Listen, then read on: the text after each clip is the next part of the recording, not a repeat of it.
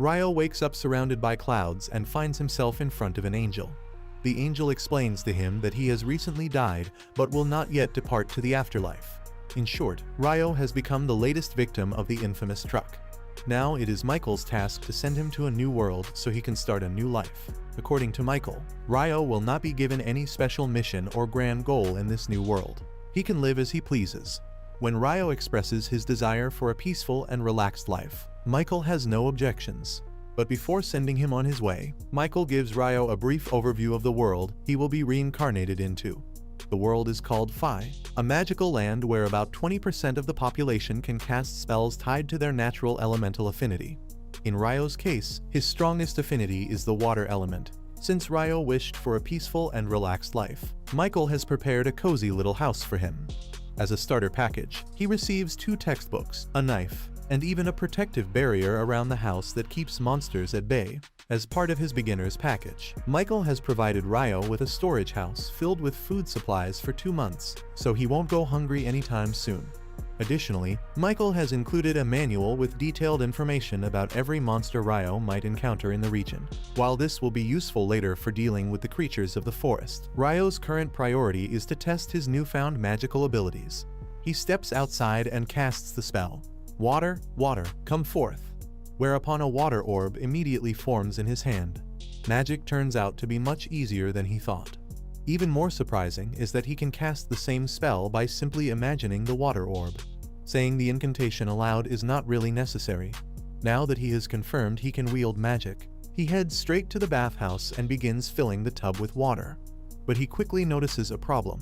He only knows how to create water, and he certainly won't enjoy a bath that isn't warm. So he goes outside and tries to start a fire to heat the water manually. The only problem is that he has no idea how to start a fire this way. After a while, he gives up and lies defeated on his back. But as he gazes at the sun, an idea strikes him. Ryo grabs a bowl, fills it with water, and begins to focus on it. He tries to compress the water while simultaneously drawing out its heat. Slowly, ice begins to form. With a bit more effort and practice, he manages to shape the ice into an improvised magnifying glass. With it, he uses sunlight to start a fire.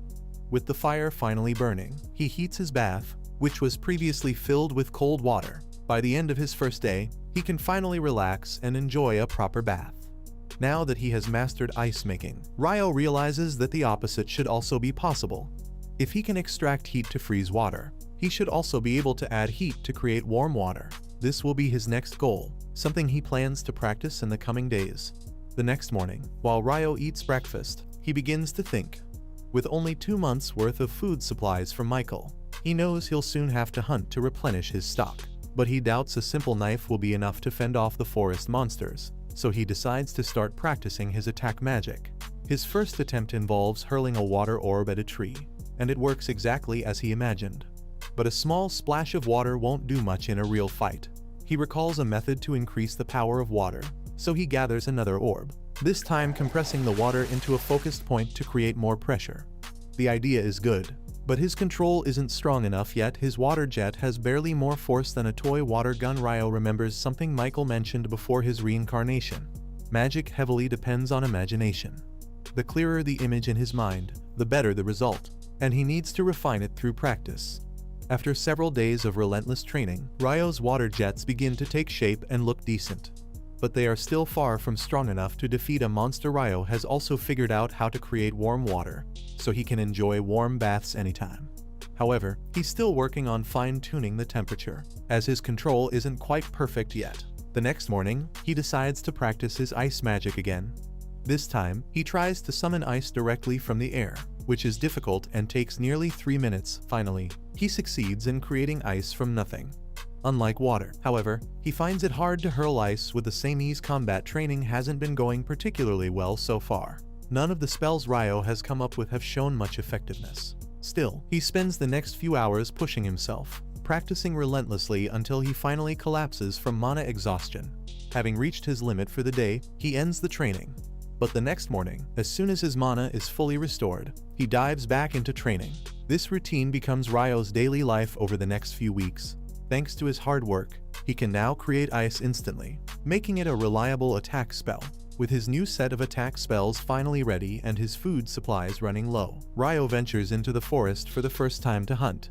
He quickly notices a trail of animal tracks and decides to follow them, which leads him to a nearby river. While exploring the area, he comes across quartz at the riverbank, which he can use to start a fire by striking it against his knife's blade. He also takes the opportunity to gather some detoxifying herbs in case he needs them later. But suddenly, a deep growl sounds behind him.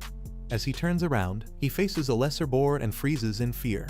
The boar charges at Ryo, but this is his first life or death fight, so he panics. At the last second, he snaps out of it and leaps to the side, narrowly avoiding the beast's charge. But the boar isn't done yet. It turns around, ready for another attack. Fortunately, Ryo's mind clears just in time. As the boar charges at him, he quickly creates an icy path beneath its hooves, causing it to slip. Without wasting a moment, he summons several sharp ice spikes directly in the boar's path, piercing and killing it instantly. After butchering the boar, Ryo pulls out the monster manual to learn more about it. According to the book, the lesser boar is indeed the weakest monster found in this forest. The manual is clearly intended for beginners, as most of the creatures listed are fairly simple. But toward the end of the book, Ryo notices 2 additional pages that stand out. They seem to contain something important. One of the pages describes dragons, incredibly powerful creatures capable of wiping out entire cities single-handedly. The manual urgently advises fleeing immediately if one ever encounters a dragon, as fighting one would be hopeless. However, escaping a dragon is also unlikely, so encountering one means certain death. Another page mentions mysterious beings called Akuma, apparently a type of fallen angel. The book provides very little information about them. However, the only advice the book offers is simple: if you ever encounter one, you're as good as dead. The next day, Ryo sets out to hunt again.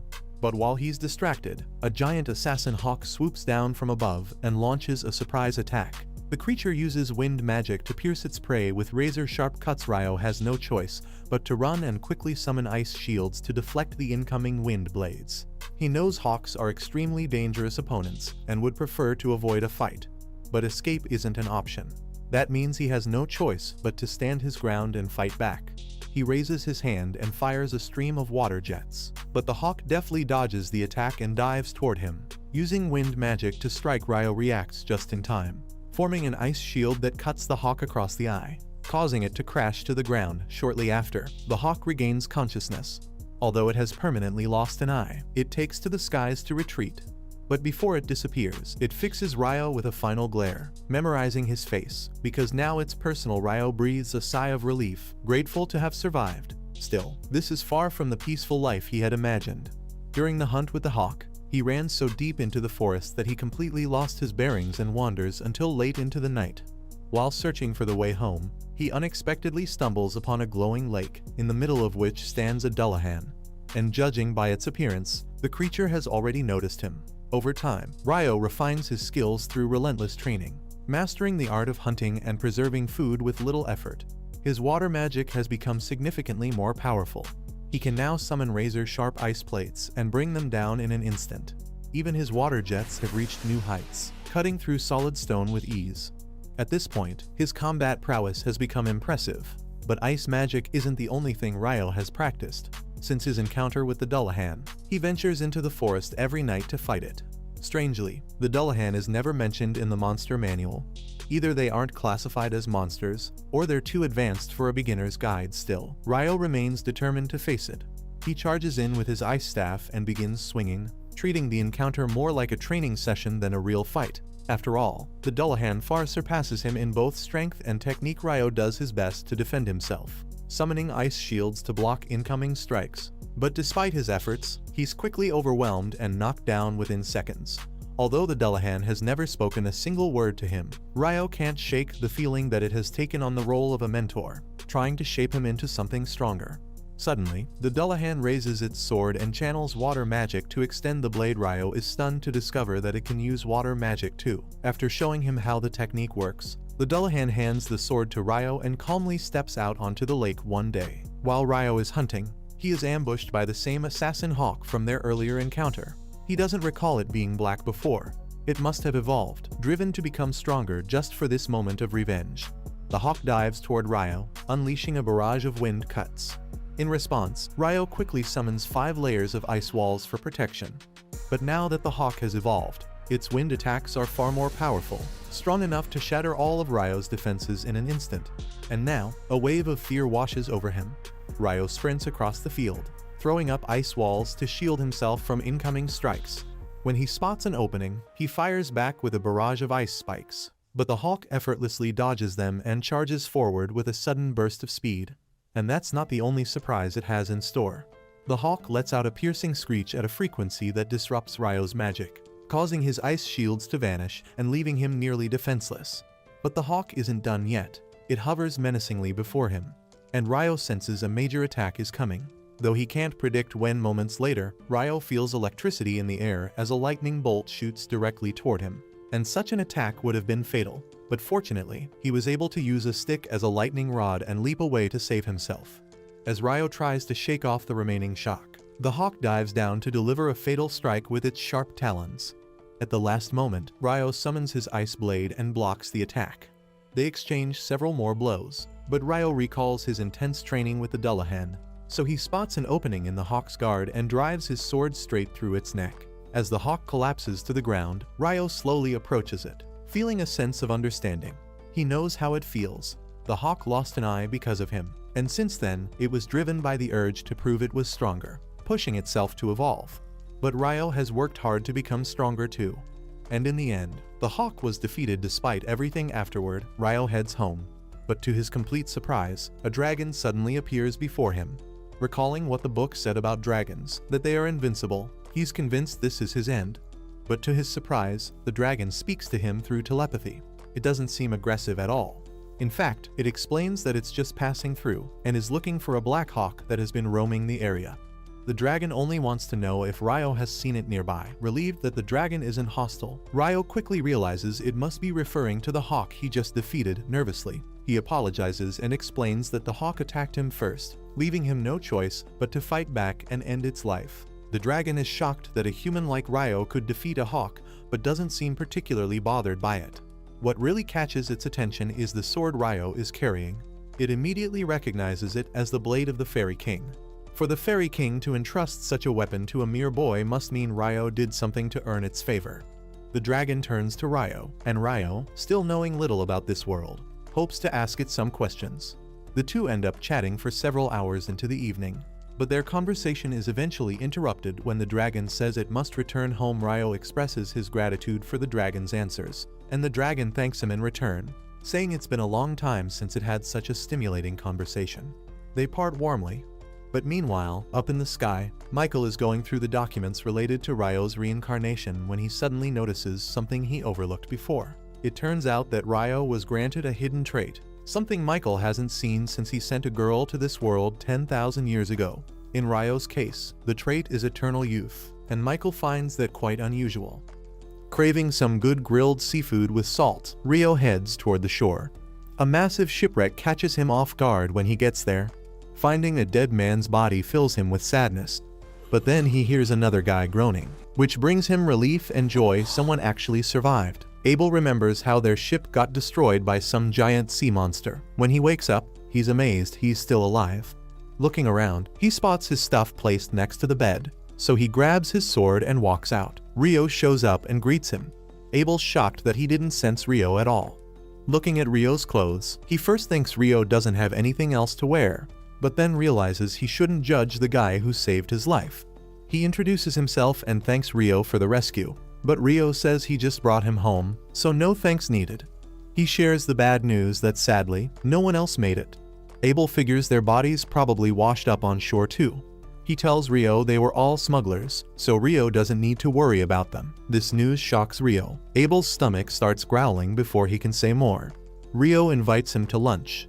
During their meal, Abel finds out Ryo doesn't own any clothes, which surprises him. He asks why Ryo doesn't buy new clothes, but then realizes the obvious: no money means no necessities. He worries about offending Ryo, but Ryo explains it makes sense since there aren't any towns nearby to buy clothes from. Ryo must have gotten their food by hunting, which impresses Abel. Did Ryo use that knife for hunting?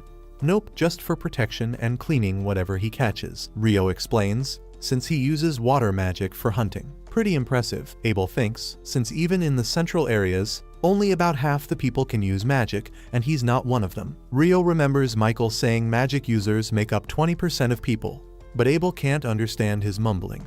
Rio just says it's nothing. Abel asks Rio to take him to the coast. He needs to check something. They talk about staffs while walking. Since Rio's a magician, he must need one, right? Rio says he doesn't have one, which shocks Abel and makes him think Rio's too poor to buy one. Abel insists that if they run into trouble, Rio should let him handle it. Rio refuses, but Abel keeps pushing. His reputation would be ruined if he's always the one getting saved. Abel's worry about being the guy who always needs rescuing makes sense, especially since those characters usually don't last long in most stories. When they get to the shore, they're shocked to find the bodies are gone. Rio thinks either monsters ate them or the ocean carried them back out. Abel realizes that without Rio saving him, he would have ended up the same way, so he's grateful to be alive. Rio says Abel must be really lucky, and Abel agrees. Abel mentions it feels weird for the guy who saved his life to call him Mr., even though Rio thinks Abel is older.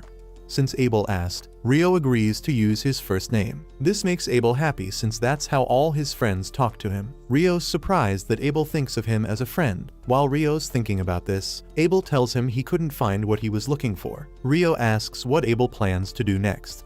Abel says he needs to find his friends somehow, and the first step is getting to the town of Lon. Rio hasn't been there himself, but he thinks it's north and they'll need to cross that part of the island. Abel gets an idea and decides to ask Rio to be his guide.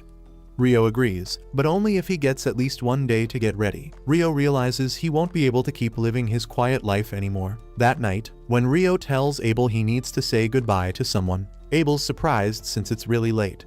But Rio says this person is only around at this time. As Rio leaves, Abel remembers how he said earlier that no one else lived nearby, but thinks maybe Rio wants to pay respect to someone, and maybe he wasn't always alone on the island. Still, it's not Abel's business to get involved in Rio's personal stuff. Later, we see that Rio actually went to say goodbye to the Delahan, telling it he'll be leaving the Rondo Forest for a while. He feels thankful for all the training he got that helped him survive. Since he'll be gone for a while, he decides to use all his power in their last sparring match. Rio charges forward with everything he's got, but the Dohan easily blocks all his attacks, leaving him exhausted. Before leaving, the Dohan gives him new clothes, which makes Rio really happy, and he promises to wear them proudly. The following day, they finally begin their journey, with Rio wearing his new outfit that fits perfectly. On their way, they soon encounter a lesser boar. Abel tells Rio to stand behind him and observe. He charges at the boar and activates the combat skill called Total Impalement, creating a hole in the boar's abdomen, killing it instantly and impressing Rio. Rio wonders what kind of skill that is. Abel thinks a magician like Rio must be seeing it for the first time, but it's very common among swordsmen and other weapon users. The next morning, as they continue their journey, Abel hears a sound and they notice two lizards in the marsh. Abel thinks they'll be difficult to handle in water, so they decide to take an alternative route to avoid them. As they move along the alternate path, Rio senses that the lizard folk are pursuing them. He informs Abel, who realizes they have no choice but to fight. Rio tells him there are many of them, so he'll use his magic to eliminate them. Abel reminds him he lacks his staff, but Rio simply chants a spell and kills them all with icicles, shocking Abel. Together, they defeat all the lizard folk. After the battle, Abel asks Rio about the spell, noting that the wind magicians he knows can only cast one spell per invocation. Rio suggests that perhaps it's different for water magic. Before resuming their journey, Rio uses magic to summon water for hydration. However, Abel notices that Rio used a different incantation than before, making Rio nervous, and he quickly changes the subject, saying Abel must be imagining things. After walking briefly, Abel gives Rio a coin, surprising him since it's his first time seeing this world's currency. Abel explains it's a bronze florin used in the kingdom of Knightly where Lon is located. He further explains that in the central provinces, each region mints their own coins, but all use the same denominations, and Knightly is one of 3 major nations alongside the Duhai Empire and the Handalu Federation. Rio finds the name Duhai somewhat strange, making Abel wonder if he has issues with that nation. Rio clarifies he just finds the name unusual. He explains that a nation's name is very important to its people since they must introduce themselves everywhere as being from Duhai, which does sound odd. Ryo admits he wouldn't like introducing himself that way, and Abel thinks he's overthinking it. Eventually, they exit the forest. While walking, Abel notices a rock moving and prepares to attack, but Ryo creates an ice wall that blocks the rock. Abel notes they've been surrounded as they've stumbled into a rock golem's nest. But Ryo is surprised to see the rock golems since he always thought they were humanoid with arms and legs. Abel tells Ryo to stay put while he charges toward the golems, but his total impalement attack has no effect as it quickly regenerates itself, shocking him. Ryo tells him he has an attack he wants to try, so Abel tells him to proceed. Ryo creates 10 layers of ice walls joined together and drops them over the golem to immobilize it. Abel is shocked to see such powerful magic. But Ryo casually mentions he's only taken out 2 golems so far and plans to do the same with the rest. Soon they eliminate most of the golems with only 1 remaining. But surprisingly, it isn't moving. Ryo thinks perhaps they draw energy from the ground, and since it's flipped over, it can't draw energy from Earth. Just then, Abel notices a large magic stone attached to its bottom, making him happy, though he wishes he could collect from the rest as well. Unfortunately, that won't be possible now. On their way, the duo notices a giant hippo sleeping, and Ryo wonders if Abel wants to slay it, but Abel has no such ambitions. He reveals he's never seen it in person, but it appears to be a behemoth. Suddenly, they notice several wyverns approaching, exciting Ryo. They'll witness a monster battle from the front row. Abel thinks the behemoth is at a disadvantage, but Ryo believes it won't fall so easily. As the wyverns begin attacking, the behemoth rises and lets out a loud screech that knocks them unconscious, making the wyverns fall to the ground. Ryo explains it used magic negation. That night, as they set up a fire to cook their meal, Ryo jokes that he hoped for a match between Abel and the behemoth. But Abel says that's not happening. He mentions he's heard of traps and dungeons with similar effects, but he's never actually witnessed magic negation before. Hearing the word dungeon excites Ryo, and Abel wonders if Ryo wants to learn more about them. Ryo says he'd like to visit a dungeon himself. Abel tells him there's only 1 dungeon in the central provinces, and fortunately, it happens to be in the town they're heading to. Ryo jokingly asks why Abel has been concealing this information from him, prompting Abel to get defensive, saying he didn't know Ryo was so interested in dungeons. Ryo continues teasing him, asking if he's kept any other important information from him. Abel asks if he knows about elves and dwarves. Ryo says he doesn't, so Abel informs him that dwarves are skilled smiths and good fighters, and Lon has a few of them. He further explains that Lon only has 1 elf, while the rest are settled in woods they never leave. Ryo thinks it's just as he pictured, but Abel doesn't believe him since he's never been outside that island. The next day, Ryo continues leading and reveals that across the mountain they'll find a human settlement. Abel wonders how he obtained this information. Ryo recalls how the dragon told him everything. He tells Abel it's better if he doesn't know and calls his source of knowledge beyond humankind. As they walk, they suddenly sense something approaching from behind. A giant griffin appears, leaving Abel in shock, frozen in fear. But Ryo quickly takes meat from his sack and throws it into the air.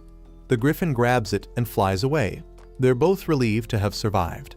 Abel notes he was completely stunned, while Ryo admits they might not have made it if they had tried fighting it. Abel thinks they aren't built to fight such monsters and notes there aren't many reports of anyone encountering behemoths or griffins for centuries.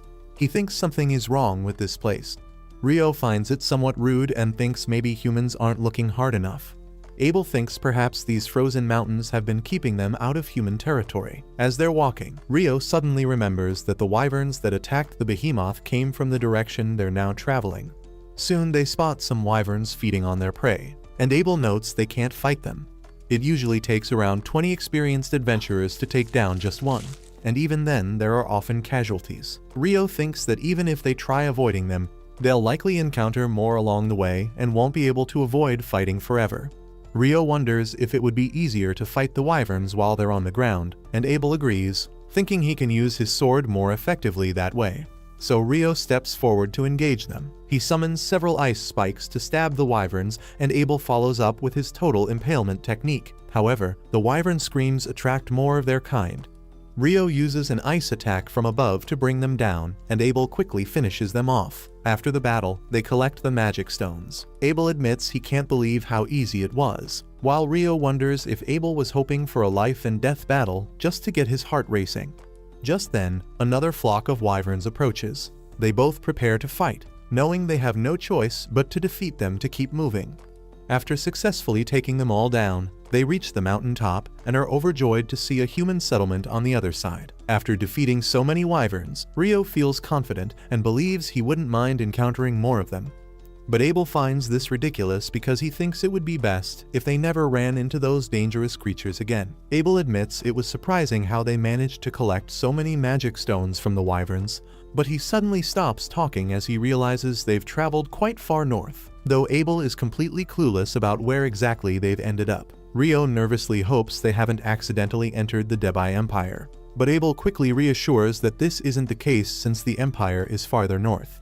Rio is relieved, making Abel curious about why he seems to hate that place so much. Rio tells him he has nothing personal against the Empire, but simply dislikes the name, which Abel finds rather odd. Just then, Rio notices a road cutting through the landscape, and Abel observes it's running east to west. He looks around carefully and recognizes the area. Rio finds him lost in thought and asks if everything is all right. Abel explains that if they follow the road west, they will soon reach the town of Kaladi. This news excites Rio because he really looks forward to sleeping in a proper bed. But Abel thought Rio wanted to fight even more wyverns. Rio quickly explains those are two completely different things. Abel mentions that the food in the town of Kailadi is delicious and insists Rio should definitely try it. This makes Rio even more excited to visit this new town. A while later, they arrive in Kayat and head to a nearby tavern. While sitting there, Abel suggests that Rio should register with the Adventurers Guild, but Rio has no idea what that means. Abel explains that guild registration will serve as his identification, allowing him to enter different towns and countries without paying entry fees. Abel says that when they arrived in the city, he acted as Rio's guarantor and paid a silver coin as the entry fee. But Rio jokingly asks if it was part of a sneaky plan to make him a servant. Abel keeps trying to convince Rio to join the guild, explaining they can sell magic stones and monster materials there for good prices. Otherwise, Rio would have to become an alchemist to use those things, which would be a huge hassle. Rio is surprised they have alchemy in this world, but he's shocked even further when the waiter brings his plate of curry rice to their table. He thinks to himself that in most Isekai stories, the protagonist has to travel extensively to find curry, but somehow it already exists in this world. Apparently, this world had its culinary priorities sorted out from the start. No months of surviving on questionable bread and mystery stew for our protagonist. Abel asks Rio what he's mumbling about, so Rio says it's nothing and takes the first bite. But it's so tasty he can't stop himself from devouring it in seconds. Rio orders another plate and asks Abel if they have curry like this in Lon. Abel confirms they do. He's glad Rio enjoyed it and admits it was quite tasty even the next day.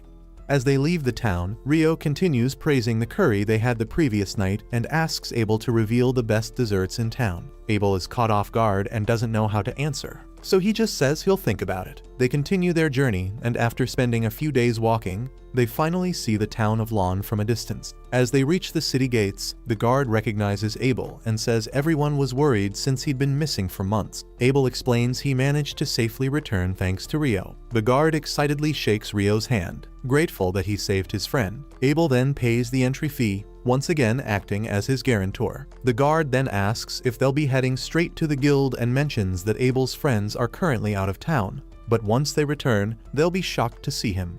Once inside the city, Abel suggests they head straight to the guild to register Rio as an adventurer, since Abel can help him rank up. Rio is curious and asks what that means. Abel explains that new adventurers usually start at rank F, but with endorsement from a B rank or higher, they can start at rank E or even D. Rio quickly realizes this means Abel must be above B rank, making him feel proud, while Abel gets shy and quickly changes the subject. Abel goes on to explain that higher ranks allow access to better quests, which also means better rewards. He recommends ranking up, though he adds that Rio probably won't need to worry about money anyway, since they'll earn a lot by selling the wyvern magic stones. Rio wonders if the magic stones are really that valuable, and Abel explains they're actually quite rare. Selling them all at once could even crash the market, but he trusts the guild will know how to handle it. They finally arrive at the guild where the receptionist Nena is shocked to see Abel still alive. Soon all the adventurers gather around him and Rio realizes that Abel is actually quite popular. Rio thinks he should give them some space and steps outside the guild to enjoy the fresh air. Just then, an elf girl walks past him and notices Rio wearing the Fairy King's outfit. She mentions he must have impressed the Fairy King quite a lot. Rio is unable to answer properly, so she says she's in a hurry and perhaps they'll meet again sometime and walks off. A short while later, Abel takes Rio back inside the guild, where he tells everyone that he survived only because of Rio, who will soon be registering as an adventurer. Abel hopes they'll all look after him. Rio is happy to be the center of attention as the others praise him for saving Abel. Moving on, we see Rio's registration process and Abel says he wishes to recommend him for D rank. But Nena is shocked since this is the first time anyone from his party is recommending an adventurer. Abel says Rio is very talented, but Nena tells him she has no problem with it, though according to the rules, they must present some kind of physical proof of strength. Abel says he was hoping to speak to the guild master about it, so Nena goes to inform the guild master about their request while they wait in the meeting room. When Nena shares the good news, the guild master rushes over, eager to see Abel with his own eyes. He had been very worried about him. He then notices Rio and introduces himself as Humaglass, the guild master of Lawn. He thanks Rio, making him feel a bit awkward, and Rio simply says he was just in the right place at the right time. Abel tells Hugh that he wants to endorse Rio for a rank up. Hugh asks about the required proof. Abel confidently assures him that Rio is actually stronger than he is. Abel shows him the magic stones and Hugh realizes that their green color means they belong to wind elementals, based on their size and vivid glow. He suspects they might be from wyverns, which Abel confirms. Hugh is shocked, finding it hard to believe they managed to collect so many since fighting that many wyverns would normally require an entire army. He worries that if such monsters were to attack the city, it could be completely destroyed. But Abel reassures him there's no need for concern as they encountered the creatures far to the south of the Malefic Mountains. Rio is surprised to hear the name, so Abel tells him that earlier after they found the road to Kayat, he realized where they were. Hugh reveals that it is said no one has made it through those mountains alive, and even experienced adventurers don't go there unless they have a very compelling reason. Hugh can't believe they defeated all those wyverns by themselves. But now that he has seen the physical proof of Rio's abilities, he has no objections to the rank-up request. Suddenly, Abel's party, the Crimson Sword, arrives at the guild. Abel goes to catch up with his old friends while Rio heads off to finish the rest of the registration process. As Rio enters the guild master's office, he starts to wonder if he truly deserves the D rank. Hugh explains that while Abel is very gifted, even he can't take down a wyvern alone. So if Rio helped defeat several, he must be exceptionally talented. As Hugh pats Rio on the back to congratulate him, he's surprised by how strong Rio's body feels for a mage. Just then, Nena arrives with the paperwork and properly introduces herself before starting Rio's registration.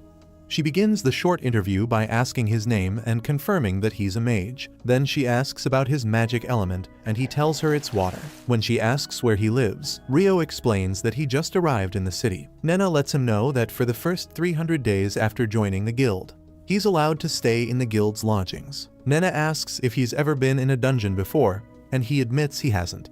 So she tells him about a monthly introductory dungeon engineering course, which offers a full guide for new adventurers and tips on what to watch out for. When Nena asks if he's interested, Rio excitedly says yes. She lets him know the next course starts in 2 days and says she'll sign him up. Nena tells him to be at the meeting room on the 3rd floor at 9 o'clock that day. When Rio looks surprised, Nena adds that there's a clock in town to help him keep track of time. With that, Nena wraps up the paperwork. But Rio gets confused when she says it's time to start the actual registration. She asks Rio to place his hand on a crystal, and the device instantly creates his guild card, which she then hands to him. Nena congratulates him on officially becoming a registered adventurer. As they leave, Hugh feels relaxed because he was really worried about Abel since things looked quite grim in his absence. He thinks he would never want to experience that again, which makes him thank Rio even more because he saved them all. He remembers he hasn't informed someone about Abel's return, so he immediately grabs his communication device to make a call. Meanwhile, Abel takes Rio on a walk. When Rio asks where they're going, Abel tells him they're off to get his rewards for helping him get back to town. Abel mentions he wants to buy Rio some new clothes and a staff.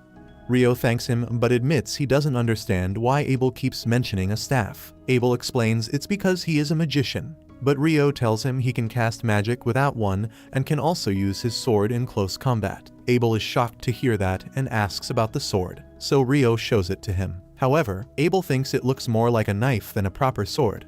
He worries he might have hurt Ryo's feelings, but Ryo doesn't mind at all. Ryo starts explaining how size doesn't matter. Instead, Ryo asks for Abel's help since there are still many things he doesn't know about this world. Ryo soon learns that a day here is 24 hours, a week has 7 days, and a month has 30 days, basically the same as on Earth. He's surprised to learn that clothing is also measured in centimeters. It feels like too much of a coincidence, and Ryo starts to wonder if there might be some kind of connection. Maybe someone else was teleported to this world before him. That would explain why so many things are the same as his home planet. Abel then invites him to his party where Ryo is the guest of honor, and he introduces Ryo to everyone as his savior. The next morning, Nena walks with him and asks if he had fun last night. Ryo says he did, but admits he's just a little exhausted. They soon arrive at the guild dorms, and as they enter the room, they see a guy doing push-ups. When he notices Nena, he gets flustered. She tells them that Ryo will be their new roommate, and the two introduce themselves as Niels and Ido. After reminding Ryo about his class, Nena leaves. Niels comments on how beautiful she is while Ido says they should stop being so formal with each other. Just then, Nena returns with another newcomer who will also be joining them as a roommate. Ido thinks the new guy looks pretty young, and Amon confirms he's just 16. Sadly, after losing his parents, becoming an adventurer was his only option to make a living. Nena tells Ryo that Amon will also be taking the basic dungeon course with him, so they should go together, which they both agree to. Meanwhile, Abel's friend Lynn can't believe that a mage could create a thick ice shield. She thinks they're usually too thin and can be shattered by something as simple as an air slash. She also insists that using it midair to attack an enemy is completely impossible. But Abel tells her that Ryo did exactly that. Lynn explains that magic can typically only be conjured close to the caster, so none of it makes sense to her. Still, the priestess says that if Abel is saying all this, then it must be true. However, Lynn fears that if Ryo were to ever turn against them, it would be a big issue, or if he joins the kingdom as an enemy. Abel assures them that it won't ever happen. When they ask how he can be so sure, he explains it's because Ryo hates the kingdom's name. Abel's reasoning is pretty solid. Anyone who gets that worked up over how a country's name sounds is probably too busy nitpicking pronunciation to plan any actual evil schemes. 5 days of dull introductory lectures later, Ryu and Amon were finally about to get their first ever dungeon experience. Their instructor told them that for their first time, they would be taken to the first layer of the dungeon. While Ryu was quite excited, Amon wasn't exactly too hyped up about the idea of intentionally barging into a monster fiesta. The teacher asked the class, which had fewer people than there were in the audience at a WNBA game, if anyone had any questions regarding what they had covered so far. Ryu raised his hand and asked his teacher if it was possible to instantly travel to a layer you'd already cleared. It was possible, however, only in dungeons found in the southern provinces, not here in Lune.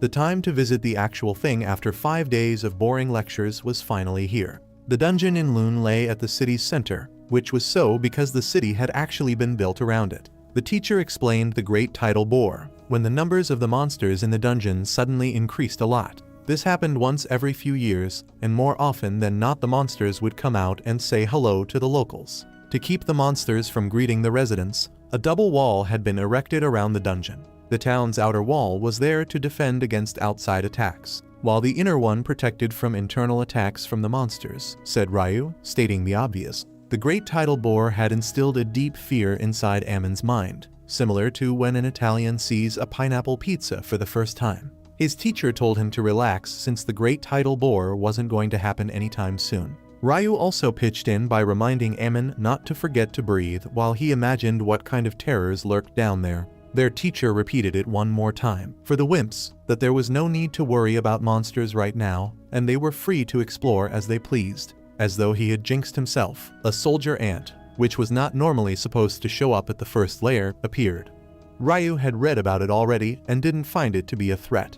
A soldier ant's weakness was the base of its neck, and so Ryu came up with a plan where he would use ice magic to pin down the ant in place while Amon would use his sword to take it out. Ryu cast ice sickle lances that pierced through several parts of the ant, pinning it to the ground, and told Amon to finish it off. Though nervous and reluctant, Amon did his job, And with that, these two secured their first dungeon victory. Even if Ryu did 99% of the work, Ryu then took out the magic stone inside the ant's head to keep it as a memento for both of them of their first dungeon triumph. They celebrated with drinks back at the lodge.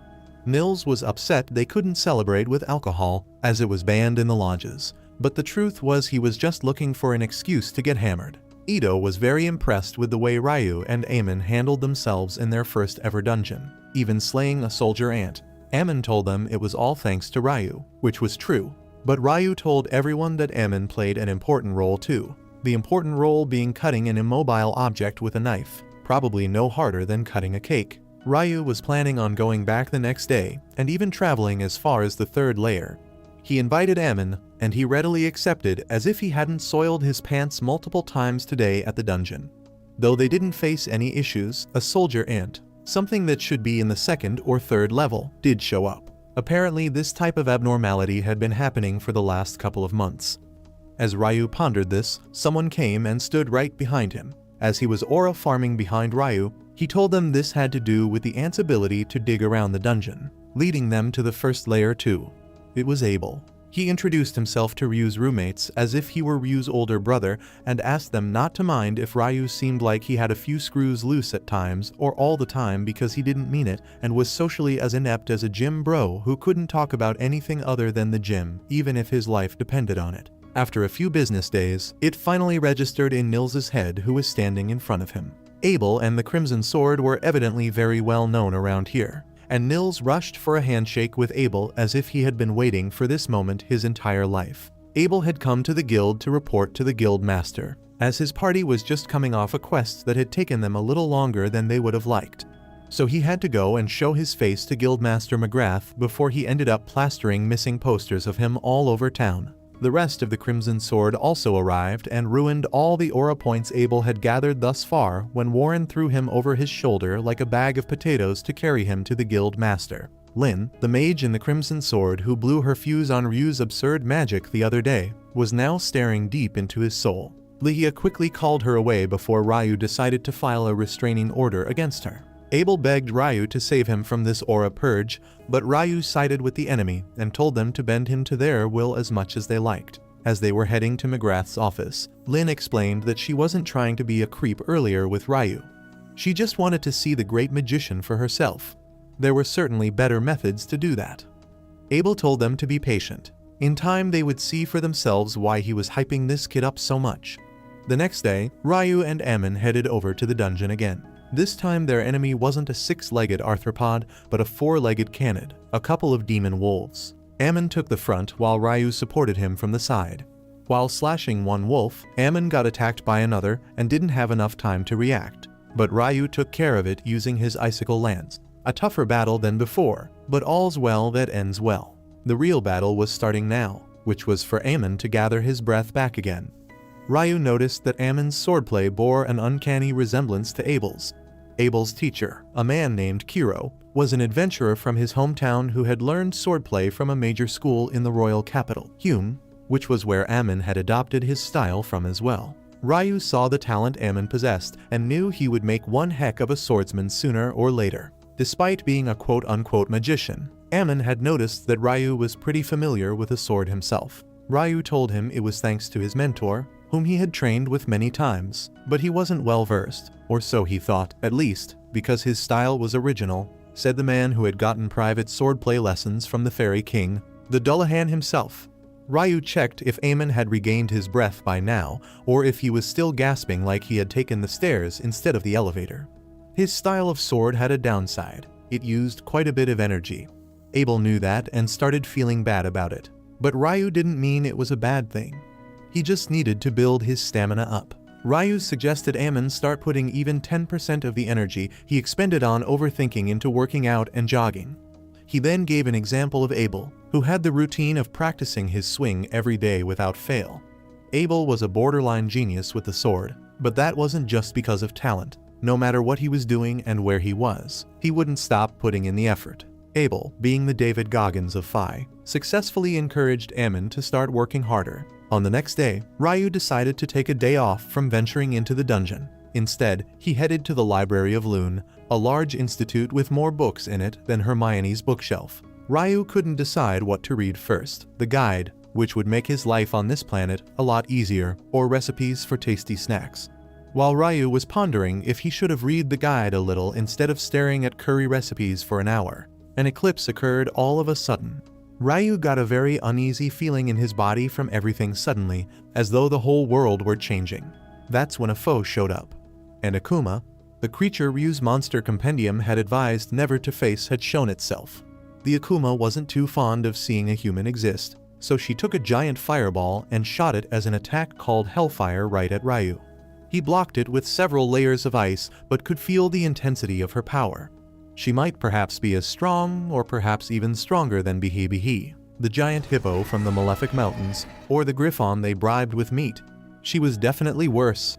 Every instinct in Ryu's body was yelling at him to run away immediately. But could he even do that? Ryu put up a brave resistance, but the Akuma decided she had had enough of this and tried to end it all by shooting a wind lance right at Ryu's heart. But instead of puncturing his chest, it only pushed him back, leaving the Akuma confused. Then she recognized the robes he was wearing were given to him by the Fairy King. With her magic not working, she switched to good old-fashioned stabby. Ryu pulled out his ice sword given to him by the Fairy King, and the two of them started clashing blades. The Akuma almost got Ryu at one point, but he chased her off with ice bullets. The Akuma's speed was incredible, making Ryu wonder if she was using wind magic for her mobility.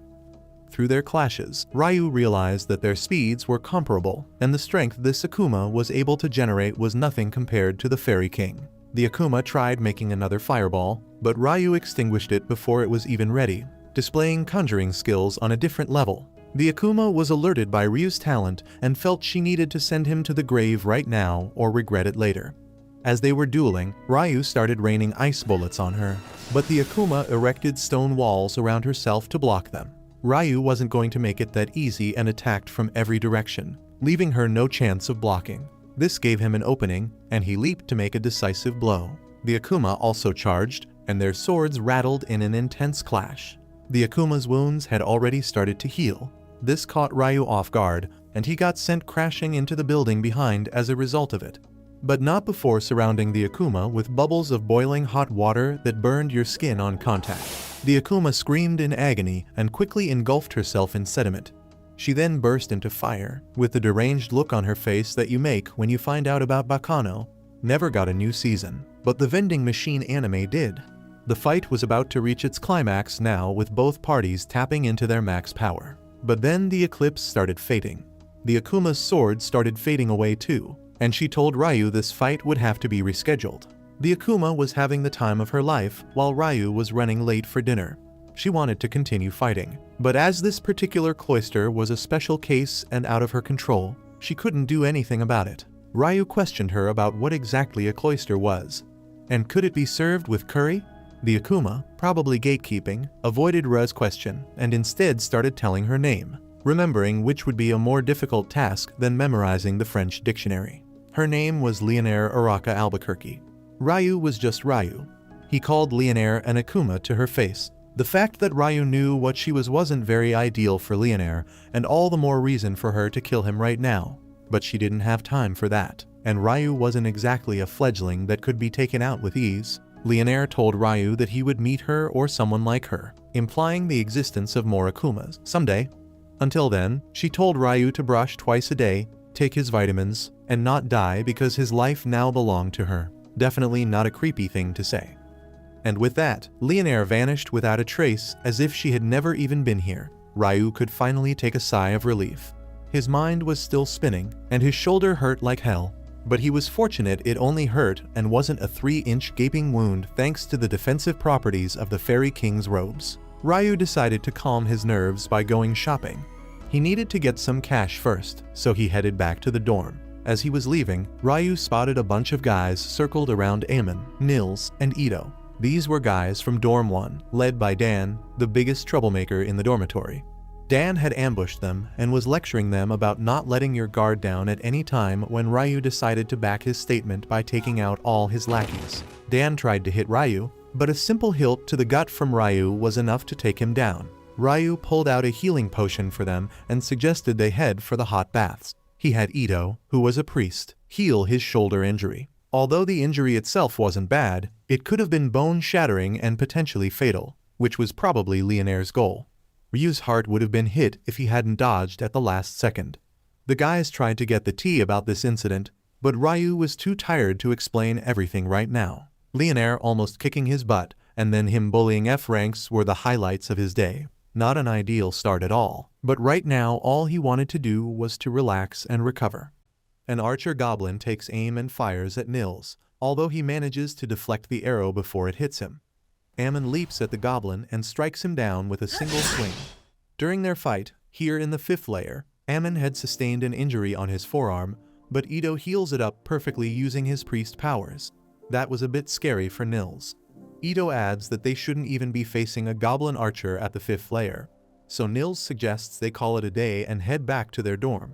They had collected more than enough magic stones already, and staying here any longer wouldn't prove to be too wise.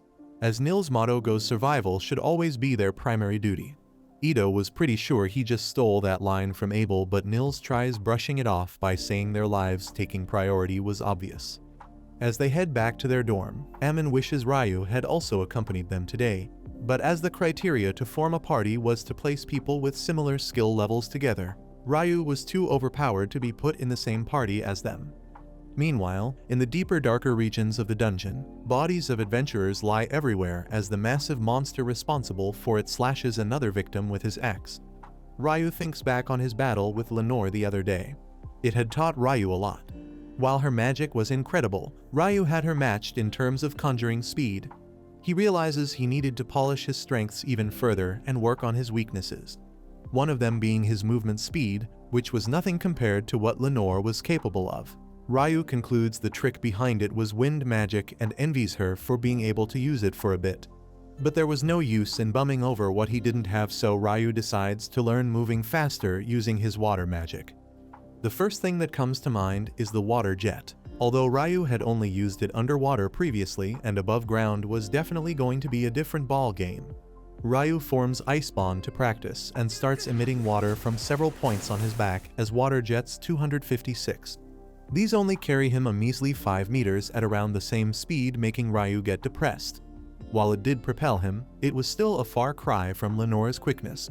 But Ryu doesn't let this get him down for too long as he gets cheered up again from the idea of using 1024 jets of water next time. He then heads to the library to study up more on the Akumas and alchemy. At the library, Lin tries looking for the existence of spells that could form a thick ice wall mid-air or pierce a wyvern's defense, but nothing comes up.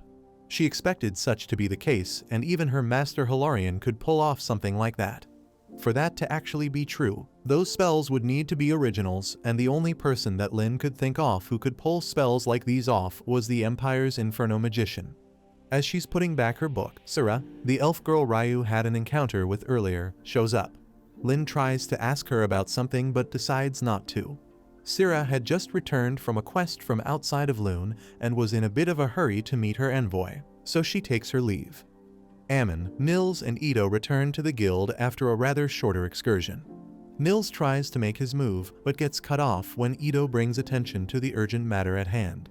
Archer goblins had appeared at the 5th layer. Nina verifies their claim after seeing an archer goblin magic stone. She tells them this hadn't happened in years and they shouldn't show up before the 10 layer. She immediately heads over to Guild Master McGrath to inform him about this unusual occurrence and thanks the young boys for bringing light to this matter. Guildmaster McGrath tells Nina this was a warning sign. He asks Nina how many B-ranked parties were currently available in town. At the moment, it was only the Crimson Sword and the White Brigade. McGrath asks if White Brigade's leader Phelps and its main force were present. Nina answers they had returned from an excursion just a couple of days back, so they were likely to be around. McGrath tells her to send both parties to his office so he could make an offering to them as soon as possible. After getting the news, Abel and the Crimson Sword head to the Guild Master's office. Abel had heard that Phelps was going to be there too and wasn't too excited anymore. The two of them had known each other since childhood, but Abel just never understood Phelps. Lin tells him to quit whining and be more stoic, like Warren.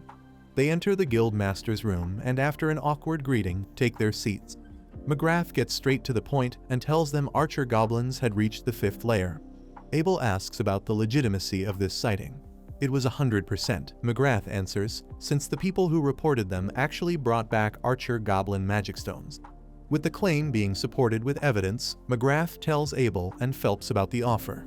Both parties were to go and survey the dungeon together, meaning it was a joint operation. Their goal was to find any signs of the great tidal bore, which was the sudden boom in monster population. It had been 10 years since the last one, and a new one could happen any day now.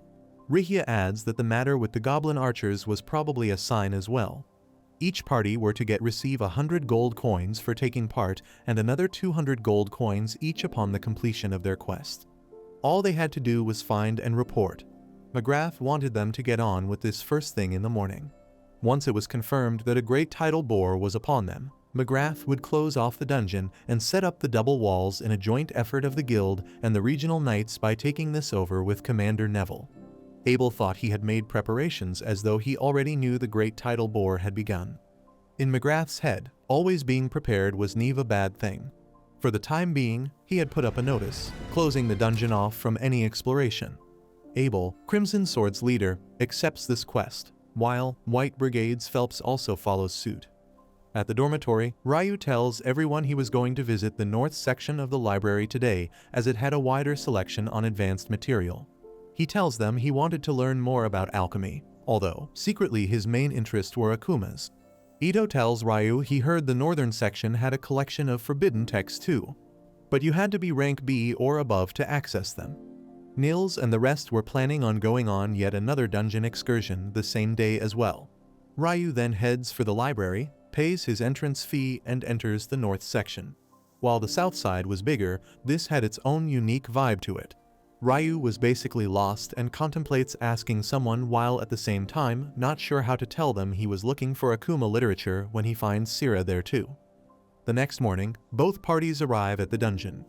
Phelps had brought about half of his party members along for this quest, all of them being rank C or higher. With everyone here, Guildmaster McGrath announces the commencement of their quest when Abel stops him. He had been getting an uneasy feeling and asks Lynn to screen the dungeon before they enter. Lynn steps forth and using her spell, she is able to sense the monsters inside. There were many, numbering in the hundreds at only the 1st layer. The great tidal bore really was happening. McGrath immediately has the entrance sealed and gets the news to everyone. Ammon and the others, who had just found out the dungeon had been closed for adventuring, get notified about the great tidal bore and are asked to head to position themselves above the dungeon's first wall and attack. Meanwhile, Ryu gets to chat with Sira properly unlike before. She asks him what had brought him all the way to the north section. Ryu tells her he was trying to get better educated on alchemy and more specifically, his goal was to be able to make a golem. That's quite an ambitious goal, Sira tells him. She didn't think he would find any books here that were specifically about golem craft. But there were several books that could guide him in that direction. Sira asks him to follow her since she knew where practically every book in this library was. Ryu's fascination with books had taken her by surprise. Ryu tells her he was actually quite into reading, and seeing a library again was quite nostalgic since he hadn't been to one in quite some time.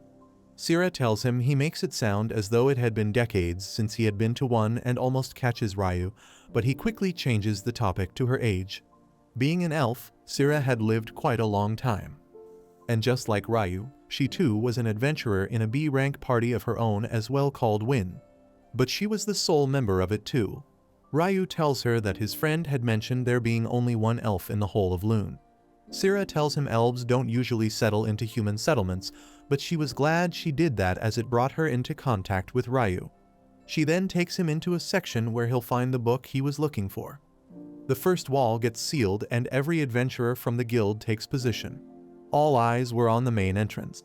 A rumbling is heard, after which the entrance gets broken. From it emerge a massive number of goblins. McGrath orders the commencement of the attacks. The archers and magicians were the ones who were putting up the offense.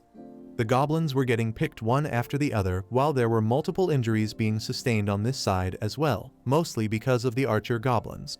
That's when backup arrives. Led by the command of Commander Neville, Margrave Lune's knights had arrived to provide assistance in the battle. McGrath was glad he had talked to Commander Neville about this the previous day. While they had the upper hand, something was bothering McGrath. It was the sheer number of goblins. He had never seen this many before. While there were hundreds dead, several hundred more fanned out of the dungeon entrance. As the goblins poured out, the battle's intensity grew, but they were still only dealing with goblins and archer goblins. Abel advises his team to try and conserve the mana the best they can for later. He asks Lynn if she had a spell that could collectively wipe them out, but there wasn't any. Abel runs out of arrows, but thankfully due to the guildmaster's quick thinking, arrows from every weapon in town had been requisitioned and just in the nick of time. Nils takes the arrows to Abel and conveys McGrath's message about there being a bigger and much more dangerous foe waiting to come out from behind the scores of goblins. It was Crimson Sword's task to finish it off. The rookies had been quite helpful throughout, as Ammon also delivers arrows while Ito tends to the injured.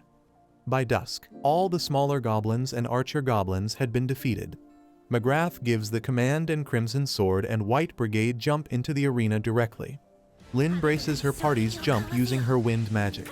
Some goblins like wizard goblins were still left, in very small numbers, which get decimated through a coordinated attack by Crimson Sword and White Brigade. The difficulty gets upped when the goblin general shows up. Phelps thinks they just needed to finish him off to close the chapter. But he wasn't alone. 2 more goblin generals appear next to him. This could only mean there was also a king there. If all 4 of them started attacking together, the adventurers and the knights would not stand a chance. So the best bet was to finish off the generals as soon as they could. Rigia and Senna get tasked with beating the last one, while Abel and Phelps take on one together as well. Phelps stabs it with his spear, and then through a coordinated sequence with Abel, Phelps chops its hand off. Suddenly, an ominous presence approaches the surface. It was the Goblin King. He makes his entry with an extremely highly skilled air slash at Abel and Phelps, who were able to dodge, but the same could unfortunately not be said about his generals, one of whom gets sliced into pieces. His evil was such that he didn't hesitate in killing his own generals just to get his enemy. Abel and Phelps charge the mighty brute by themselves. They're quick and agile compared to him, but fail to land any blow of significance. McGrath places the future in Abel's hands, as his magical sword was the only thing that could bring an end to this. Phelps attacks but is driven back by the Goblin King. Now it was Abel's turn. Using sword skill Perfect Shadow, Abel closes in on the barbaric brute without him even being visible to the Goblin King and uses Total Impalement. The sword impales the Goblin King, but fails to sink further in and do any real damage. Even the magical sword had failed. Was there any way for the Crimson Sword to win? Abel didn't think his attack would work, but he never thought it would, as he had a much grander plan in mind. That's when from behind Warren's shield appears Lynn, ready to rain a storm of stones on him in the form Bullet Rain. The large stones puncture the Goblin King's tough hide and finally drop him to the ground. Their long-fought battle was finally over. Phelps realizes Abel had only been buying time for Lynn to complete her incantation in time, as they bask in the glory of victory. Ryu says goodbye to Syrah, having missed out on everything like that. One day you don't go and the aliens decide to visit it. Those that did fight the battle and see it for what it was were relieved it was finally over. Although inside the dungeon, a mysterious black spot in place of a door is shown, implying more danger is yet to come.